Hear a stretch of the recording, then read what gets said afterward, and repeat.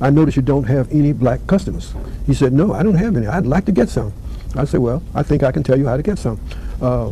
If you would take our cosmetic line, and we'll give it to you exclusively for 5 years, black customers will have to come here to get the line, and they need the line.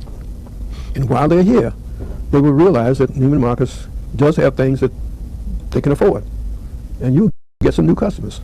He said, yeah, that's a good idea. I'll do that. So he said, but let's finish the tour, but we can do that. So we go on the tour, and then when we get to the top floor where he is, I see he has some salespeople sitting around, and they have some Chinese garments that I'd read about that he was having a hard time selling, and they were selling for $5,000. And so I know right away he's going to sell me one of those garments. He's going to try to sell me one, and I have to buy one if I want to sell him.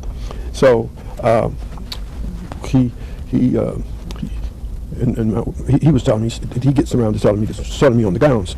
And he said, this was in November. He said, this would be a good thing for your wife for Christmas. And he walked somewhere else. My wife said, I don't want those things for Christmas. I said, you don't have to get one for Christmas. But I knew I had to buy it.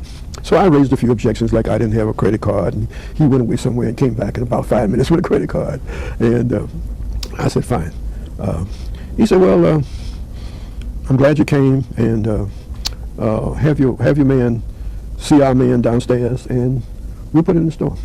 So I bought a $5,000 gown, and he bought $20,000 worth of cosmetics. So I thought it was a good deal.